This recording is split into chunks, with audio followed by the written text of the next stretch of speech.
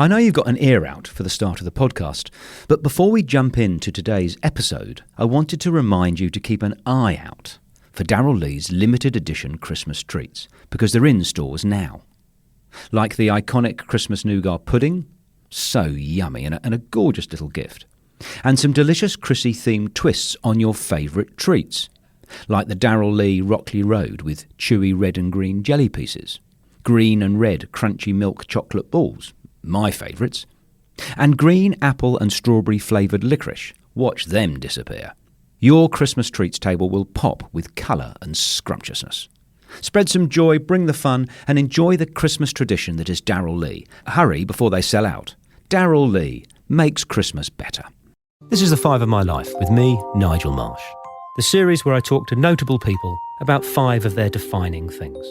The way it works is my guests always choose a favourite film, book, song, place and possession. They tell me their choices in advance so I can research them, but they don't tell me why they've chosen them. That's the subject of our conversation. The reason I devised this series is I wanted to create a slightly different way to gain an insight into the real lives and thoughts of prominent people.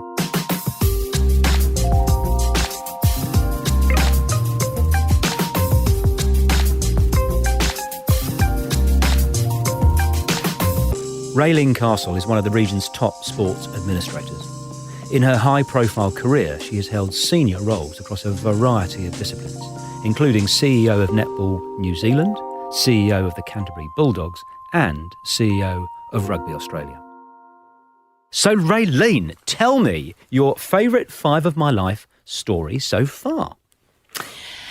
Well, Grant Hackett, I listened to Grant Hackett's, and I thought his whole... the story and the linkages with all of his were amazing, but I particularly liked the Da Vinci Code, the book. Right. And the relevance of the book when before he swam for a gold medal and he hadn't qualified, number one qualifier, and just how the meaning and the timing and the stress release that brought to him to give him the confidence and the mental strength to turn up the next day and know he was capable of doing it. So that it really resonated with me. It was I love the fact that you've chosen that story, because that really stuck with me as well. Just the turning off with something. It wasn't how to swim faster. It was the Da Vinci Code. Yeah, brilliant. And also that I think that's the thing that people don't realise when they deal with high-performance sport is everyone says sleep's important and sleep is very important. But actually in that day before and the lead up, sleep's, ideal, but if it doesn't work, you've just got to find that other way to switch your mind into that competitive environment and not be distracted by other things. And obviously that, for him in that moment, it's what it did. So for me, from a true high-performance story, it was fantastic. Well, I'm really looking forward to hearing your stories, and I'm going to break with tradition. Ooh. Because I'm going to start with the question that I usually end with. And the reason I'm going to do that is you sent me a picture of your possession, and it blew my mind. I am looking at the most amazing Nicholas Harding-esque impasto painting of a nun that is stuck in your lounge room. I just adore it. I'm going to put a picture of this painting up on Instagram, so when we're talking about it, whilst we're talking about it, people can have a look. Tell me about this painting. Yeah, so Greg and I went to New York in 2016. And who's Greg? Sorry to ask. Greg's my partner, Greg. Right.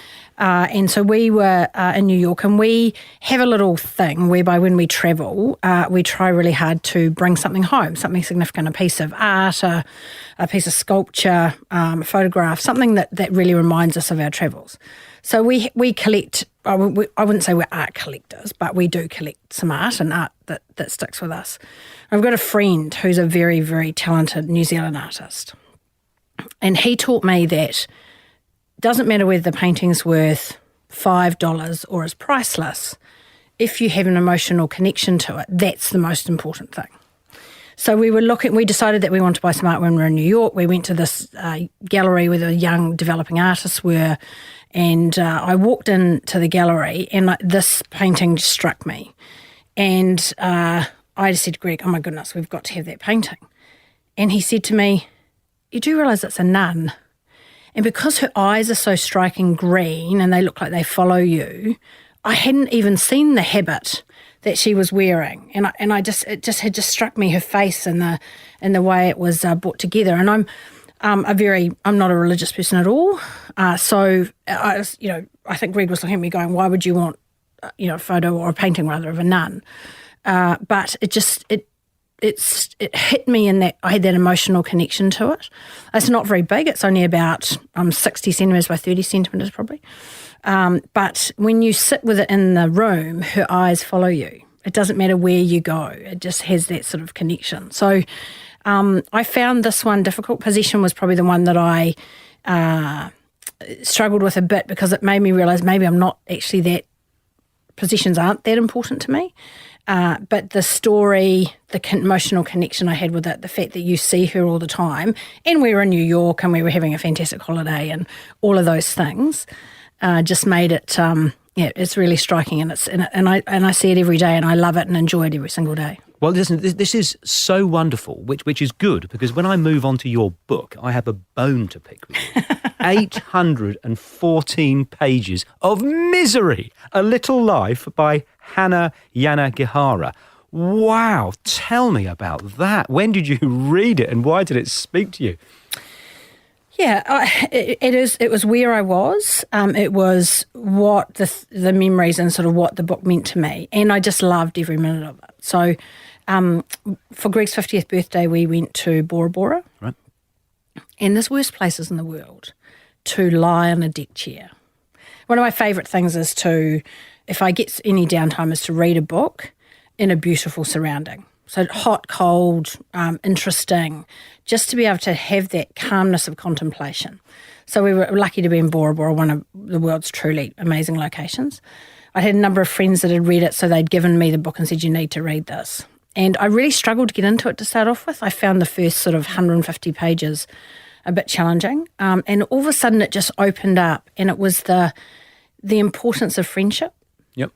And how those people in your life that help you navigate your way through really difficult situations, and why. And I'm very lucky to have some very close friends that I've had. My oldest girlfriend I've had since I was 5, and we've been friends ever since we started on the first day of school. Yeah, lovely. Yeah, and Claudia and I have been friends all those years, and we never had a crossword in all of those years, and so those reliable, safe friendships that you have, and interestingly, as you start to do more and more high-profile jobs, and more people have a perspective of you, the more important those friendships are, because they are normal, and they remember you when you had a perm and you were at school and your hair wasn't dark brown like it is now. It was sort of sandy blonde and curly and bad, and you wore some really inappropriate 80s outfits. Leg warmers, definitely. I had the matching jumper and leg shoulder warmers. Pads? All the way. I wore shoulder pads consistently for 3 years, thinking they were just But those people that know you from that perspective and can haul you back into line and make sure that they, take the mickey out of you, and it's a really safe place to talk about things, and there's no expectation that you have to make all the decisions or take the lead on everything. Though probably some of them would say that I probably do that anyway inside my friendships. I do like to take control of the menu when we're out for dinner, ordering dinner and things. And then I think through the book is the sort of whole struggle with being gay, and the whole mental health challenges, and how not to, how that's a challenge, and how people around you don't necessarily identify and recognise that those things are happening. And so the way it was explained and how emotional it was in the book, and I cried, I laughed, I couldn't put it down. But, to understand how challenging it is for someone who is trying to deal with their sexuality, and how being in an abusive relationship, if you don't know how to ask for help, and two things that I'm, personally particularly passionate about is mental health and domestic violence. And there's just the statistics in this country are just too vast. 1 in 5 women find themselves in a domestic abuse relationship. And that's not acceptable. So you've got a room of 100 people, 20% of those people are women, or 20% of the men in the room are. So I think that's something that we have to stand up and address. And this book really takes it front on and sort of opens up the behind the scenes, behind closed doors experience. I found it just unrelentingly brutal. I find it just so upsetting. When you say you laughed and cried, I mean, I just cried. But it's sort of, and it's interesting because it's about 4 men written by a woman. And it's an incredible book. Change of pace, because your film, hair gel moment, Raelene Castle, you've chosen 1998, Something About Mary. Tell me about that. It was a movie that probably was a little bit ahead of its time. It probably did. I remember turning up in the theatre. I was working at the time at Fuji Xerox. There was a bunch of us, about a dozen of us that were really good mates. We went along not really understanding what the movie was going to be about. I mean, obviously you know that the actors, so you think that it could be a comedy. And it was outrageous for its time, really outrageous. And I was with a girlfriend, and she was laughing so hard she had to stand up in the theatre because there's just these crazy, crazy moments. And I'm not really in all honesty, if I was going to choose a genre of movie now, I probably wouldn't choose that sort of really outrageous humour. But it was the people that we were with. It was the time in the business where we had this big group of friends that were working really hard, that were having lots of fun together. It was a bit ahead of its time because it was quite risque relative to what was now would be sort of like, you know, the youngsters today would look at it and think, oh, yes, so what? And just, so many funny moments. And it rolled over into our work environment. So the lines out of the movie were, you know, became the everyday sort of environment. And it was just, it was one of those. Yeah, really, it sticks with me every time I see it replayed or I see, some of those, the actors. It brings the memory back with that big smile, that sort of fun times that we were having, and it brings back some really fun memories. Tell me a bit about your sense of humour. How would you classify it? One of the things I really don't like is that sort of American slapstick comedy. I find I get embarrassed. Like I'm watching the television, embarrassed for these people that are actually really, being funny but being idiotic, and everyone's laughing at them. So I really struggle with that sort of, that kind of humour. I love witty people that are funny, that can give you that great one-liner back again when you eat, when you're with them, or particularly perhaps on text message or something like that. That come back with a really sharp answer. It's clever in the way that they approach their humour. I love laughing. I think, laughing is just the best medicine if you get a chance to be with some people and friends where you can, have those funny things and funny stories. I think it really is the greatest medicine if you're having a tough day. But I don't like that really stupid sort of crazy humour. I like it to be a bit more sophisticated, probably. Do you know the Batuta Advocate? I do. Because they will nail some issue just in a funny headline. Hilarious. And that's exactly the sort of humour, that cleverness of the headline. And I was actually the character in one of their articles recently. Oh, okay. That's not why I said that. I didn't say that one. Right. Not at all. But it was fantastic, and it was very funny. And I had a number of people send it to me and said, "Look, you've really made it. Now you've ended up as a headline of the Batuta Advocate." Yeah. So I sent Clancy, who's the editor, a note afterwards and said, "Hey, listen, there's been some things happening at Rugby Australia. You guys have just nailed it. You've nailed the messaging. You've really allowed us to have some fun." Yeah. They're very clever, and they use, like you say, really topical issues. And they did a lot during the Israel Folau saga. So, that was a great piece of content for them. But more recently, they did the pigeon that was the marketing expert. I did. And you sort of know what they're saying. So, that's right, it's great. It's hilarious. And good on you. No, it is. I do get a chuckle out of it myself.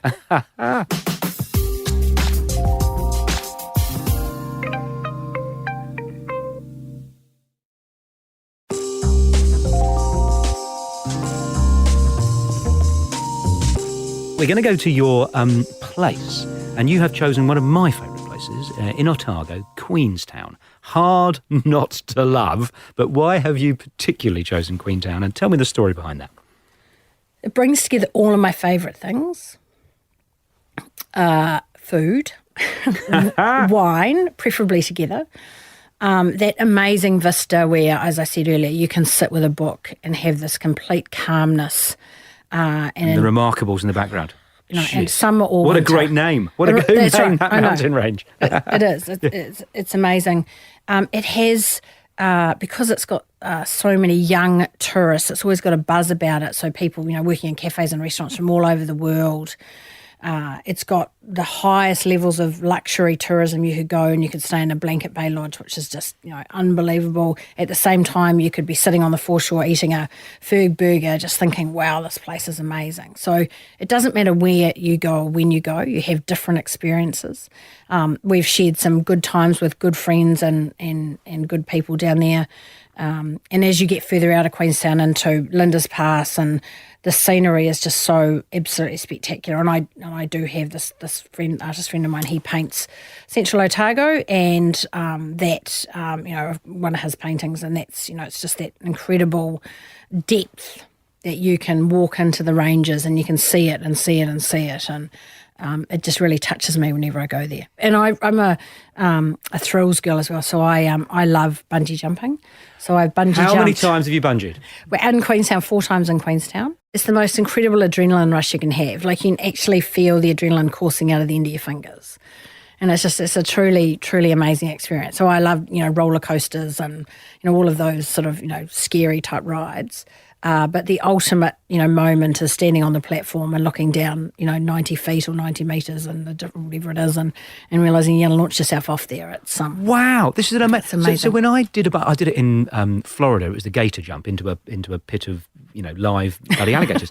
But the thing that I hated most, I just hated the whole thing. So I dove off, and then you bounce at the bottom, and then to my horror, I realised as you're springing back up that the second time you descend is basically just as bad as the first. And if you like it, you're grinning like a Cheshire cat. If you like it, that's great. But if you hate it, it's a disaster. It is. It is. But it's a test of nerve, I suppose, is to actually throw yourself off there. But yeah, I'll never, the first time I did it was the most amazing. I'll never ever forget that feeling of the adrenaline. I can actually swear I could see it coming out of the end of my finger. So this is the perfect link to our last question, which is your song for 5 of My Life. Because you have chosen What Doesn't Kill You Makes You Stronger by Kelly Clarkson. Tell me about that. So it's probably a love song in the chorus, but in the verse rather. But the chorus really for me is that mantra about I'm a great believer in what doesn't kill you makes you stronger, and certain things that happen to you outside of a work environment, certainly in a personal experience or in maybe a health experience, are things that I think give you enormous resilience when you get into the corporate environment and you have to make really hard decisions, or you'll put yourself in a difficult situation. You think, well, yes, this is difficult, but it's not half as difficult as what I've dealt with outside. And, Greg and I tried to have a family and couldn't have children. And it's interesting when you're a woman who's in a senior job, people assume you've made the choice not to have children. Right. And that's for us is not the case. We tried and couldn't, and that's a really significant moment for a couple and a woman to say, no, what does this mean for me? Because you just think your life's going to work out, like you start here and you do this and you meet someone and then you have a family. And when you get told that you can't, and the IVF specialist lady looks at you and says, I don't think it's worth trying again. That's a hard moment, but you've got 2 choices. In my view, you've got 2 choices. You either feel sorry for yourself, or you think, for me, I've been put on this planet to do something else, so I'm going to go off and, take my career down a different path and see if I can, make the most and do some challenging things. So when I get myself into a difficult situation at work, or it is challenging, that sort of resilience level to realise that I've looked some other really difficult things in the face, for me, makes some of those decision-making things or difficult environments, or, people say, why would you go and put yourself and become CEO of Rugby Australia? It's got some challenges and, well, why wouldn't you? Because the alternative is that, I want to say that when they finally put me in a box, you had to go at absolutely everything. So that's been the real driver. What an amazing story. I mean, thank you for sharing that. Are there other things in your life that you would refer to like not being able to have kids, or is that the main sort of driver? No, I think it's I've been really public with the fact that I've got alopecia. So I've got alopecia areata, which is a autoimmune disease that eats your hair follicles, so it doesn't sound very glamorous, and it's not really when you're a woman. And so for me... Is that just hereditary bad luck, or do you catch it from something, or? Yeah, it's just bad. It's just your gene combination, and it's just really bad luck. So it goes through cycles of sometimes you've got hair, sometimes you haven't. I only started when I was in my mid-30s. Right. And I'd always had sort of really, my hair was my thing probably, I suppose. And especially in the 80s with your curly especially in hair. the 80s with my perm, my very special perm. And it happens, and the first time it happened, I kept it very secret, and I didn't tell anyone, and I sort of just tried to manage my way through. But unfortunately, I didn't realise how everyone else was perceiving me, and because I have to wear a headscarf or a hat and things, people thought I had cancer. Right. And so the next time, and I sort of got through the first phase, and interestingly, actually, at the time, the New Zealand Prime Minister, John Key, said to me, "So Raelene, have you got cancer?" And I said, "Oh no, John, I haven't actually." And he said, "Oh, that's good. I'm pleased. I've got a few mates going through that at the moment, and that's not much fun, as only John Key could, just to move on."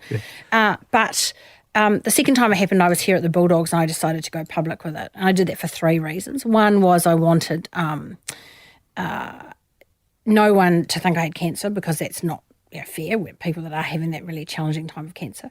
Secondly, I didn't want any of those corridor conversations where, the job's too tough for her, therefore her hair's falling out. Right, stress. So stress-related, because it's got you. nothing to do with stress. I mean, I'm sure I could live a healthier lifestyle and sleep more and exercise more. Right. But that doesn't really make any difference. My brother's also got it, and he also has not a hair on his whole single body at the moment.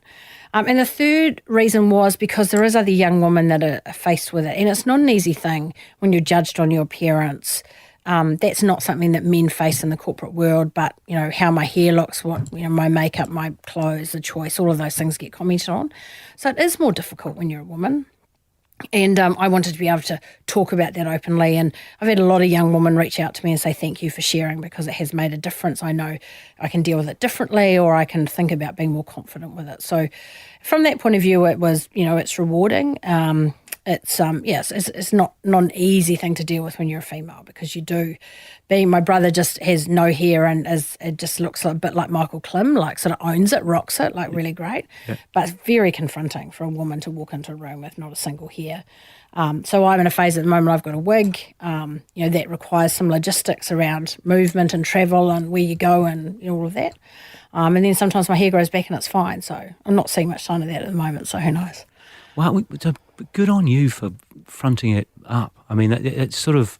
I remember there was... I think it's Mo Molan was a British politician who, in the peace talks, she had... I don't know if it was what you've got, but things were getting pretty, serious, trying to find a way through the troubles, and she took her wig off in the meeting.